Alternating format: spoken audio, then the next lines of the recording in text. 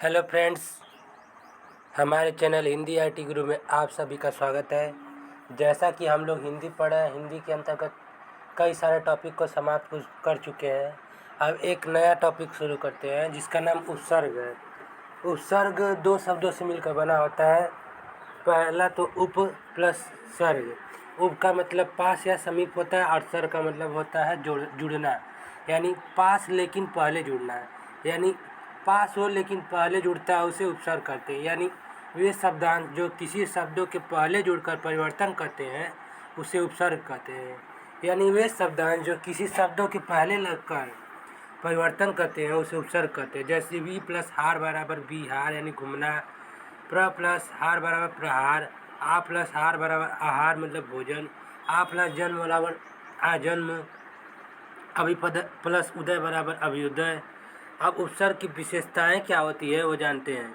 ये शब्दांश होते हैं, मानी ये शब्दांश होते हैं, इनका कोई स्वतंत्र अर्थ नहीं होता है। यानी उपसर्ग का कोई स्वतंत्र अर्थ नहीं होता है। यह किसी शब्द के प्रारंभ में जुड़े होते हैं। यानी उपसर्ग हमेशा किसी भी शब्द के पहले जुड़ा होता है। इनमें संधि नियम लागू होता है, यानी इसमें संधि का नियम लागू होता है। वे शब्द के साथ जुड़कर उसके अर्थों में परिवर्तन करते हैं उसे उपसर्ग कहते हैं। यानी वे शब्द के साथ जुड़कर उसके अर्थों में परिवर्तन करते हैं उसे उपसर्ग कहते हैं।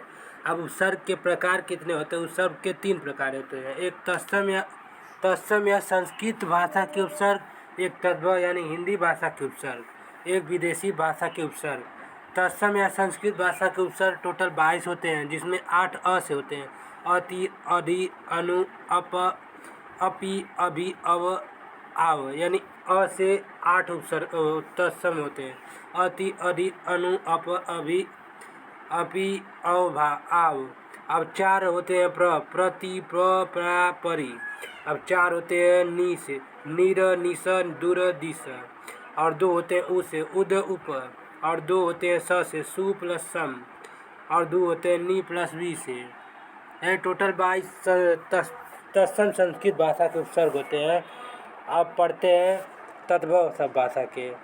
यानी तद्भव हिंदी भाषा के उपसर्ग कितने होते हैं? तो तद्भव अ, अद, अन, अ, औ, अन, नि, पर, विन, भर, सम, दु, ती, चौ, पच, का, कु, चिर, न, नानी, नाना, बहु, अप।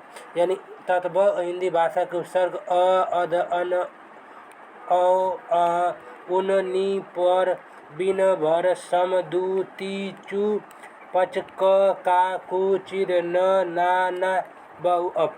अब विदेशी भाषा के उपसर्ग कौन कौन से होते हैं? तो फारसी अरबी भाषा के उपसर्ग ब, बा, बे, बिल्ला, बंद, खुश, एन, गैर, ना, सर, हम, फी, ला, दर, कम, हर, अलवेश, नेक।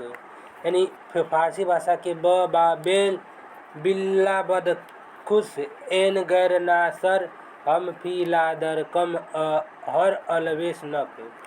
अब अंग्रेजी भाषा के उपसर्ग हाफ, ड्यूटी, हैंड, चिप, सब, का, वाइस, जनरल। अब तत्सम संस्कृत उपसर्ग कौन कौन है? अति से कितने सम बढ़ा सकते हैं? तो अत्यम, अत्यन, अप, अपराध, अपमय, अपव्यय, अपि से अभिधान, अपहित, अपिदान। और इसे अधिपति, अधिकार, अनु से अनुमान, अनुभव, अनुकरण, अभि से अभिलाषा, अभिमुख, आ से आभूषण, आकर्षण, अ से अवकाश, अवधारणा, उद से उद्भव, उद्योग, उन्नति, उप से उपनाम, उपकार, दुष् से दुष्कर्म, दुस्साहस, दूर से दुराचारी, दुष्कर्म, दुर्शासन, निस से निष्कार, निष्पदीन, निर से निश्चय, निश्चित, नि से निकम्मा, निहत्था, पर से परोपकार, पराकाष्ठा, परि से परिभ्रमण, परिउपकार, सु से सुलेख, सुशासन। आगे पढ़ते हैं। प्र से प्रकार, प्रदेश, प्रति से प्रतिकार, प्रतिरूप, वि से विकार, विभाव, सम से समरूप, संभावना।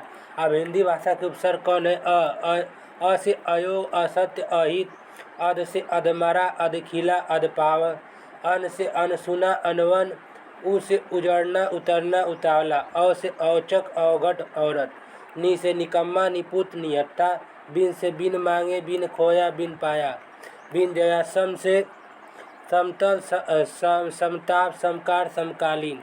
अब विदेशी उपसर्ग कौन कौन है? वह से वह माने सहित, बनाम बखूबी, बेतौल। बे से बेघर, बेरोजगार। खुश से खुशामद, खुशनुमा। गैर से गैर हाजिर, गैर मर्द। अल से अलविदा, अलवेना। हम से हरदम, हर काम, हर साल। और नेक्स्ट वीडियो में अगले टॉपिक पढ़े, तब तक के लिए धन्यवाद।